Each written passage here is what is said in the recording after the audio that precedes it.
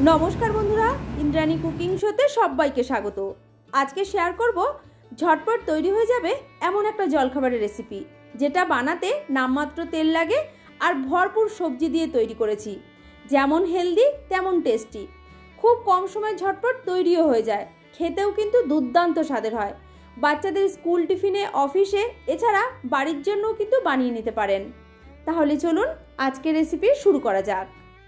Healthy এই breakfast recipe বানানোর জন্য সবার প্রথমে বড় একটা মিক্সির জারের মধ্যে নিয়ে নিচ্ছে সুজি। মেজারিং কাপ মেপে 1 কাপ সুজি নিলাম, ওজন হচ্ছে 200 গ্রাম। পরিমাণটা আপনি এর থেকে বাড়িয়ে কিংবা কমিয়ে নিতে পারেন। ওই কাপ মেপে এর মধ্যে দিয়ে দিচ্ছি হাফ কাপ টক দই, আর এর মধ্যে দিচ্ছি ওই কাপ মেপেই হাফ কাপ জল। এবারে ঢাকনাটা বন্ধ করে সবকিছু একসাথে খুব ভালো করে পেস্ট করে নিতে হবে। সুজিটা আমার পেস্ট করা হয়ে গেছে। এবার এই পেস্ট করা সুজিটাকে বড় একটা মিক্সিং বোলের মধ্যে ঢেলে নিচ্ছি। মিক্সির বাটিটার মধ্যে সুজির ব্যাটার লেগেছিল, তাই অল্প করে জল দিয়ে খুব ভালো করে ধুয়ে এর মধ্যে দিয়ে দিলাম। এরপর একটা হ্যান্ড ব্লেন্ডার দিয়ে সবকিছু একসাথে খুব ভালো করে মিশিয়ে নেওয়ার পর এর মধ্যে কিছু সবজি আমি অ্যাড করে নেব। প্রথমে এর মধ্যে দিলাম মাঝারি সাইজের একটা ঝিরিঝিরি করে কোচানো পেঁয়াজ, দিচ্ছি বড় সাইজের একটা কেটে রাখা গাজর, গাজরটাও আমি ছোট ছোট করে কেটে দিয়েছি। এরপর এর মধ্যে দিয়ে দিচ্ছি ছোট সাইজের একটা কেটে রাখা টমেটো, আর দিচ্ছি এর মধ্যে বাঁধাকপি কুচি, অল্প করে দিয়ে দিলাম কাঁচা লঙ্কা কুচি। আপনি আপনার পছন্দ মতো আরও সবজি এর মধ্যে অ্যাড করতে পারেন, বা কোনো সবজি যদি পছন্দ না থাকে সেটা আপনি বাদও দিতে পারেন। দিয়ে দিলাম এর মধ্যে স্বাদ মতো নুন আর 1 চা চামচ গোটা জিরে।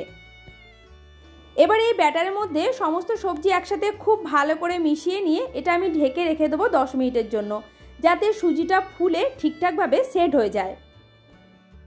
10 মিনিট পর ঢাকনাটা খুলে নিয়ে এর মধ্যে দিয়ে দিচ্ছি হাফ চা চামচ বেকিং সোডা, যেটা খাওয়ার সোডা বলা হয়, সেটাই আমি এর মধ্যে হাফ চা চামচ অ্যাড করে দিলাম। বেকিং সোডা দেওয়ার পর কিন্তু খুব বেশিক্ষণ আর ওয়েট করা যাবে না, সাথে সাথে রেসিপিটা তৈরি করে নিতে হবে। হাতা দিয়ে খুব ভালো করে একসাথে মিশিয়ে নেওয়ার পর ব্যাটারের ঘনত্বটা একটু দেখিয়ে দিচ্ছি। দেখুন, ঠিক এইভাবে একটু মোটা করেই তৈরি করতে হবে। আজকের এই রেসিপিটা আমি তড়কা প্যানের মধ্যে বানাচ্ছি। প্যানটাকে খুব ভালো করে গরম করে নিয়ে এর মধ্যে দিলাম তেল। তেলও গরম হয়ে গেছে, দিয়ে দিলাম হাফ চা চামচ সাদা তিল আর কাঁচা লঙ্কা কুচি। তিল আর কাঁচা লঙ্কাটা দিলে রেসিপিটা দেখতে যেমন ভালো লাগবে, খেতেও ভালো লাগবে। এবার এর মধ্যে দিয়ে দিচ্ছি 2 হাতা সুজির ব্যাটার।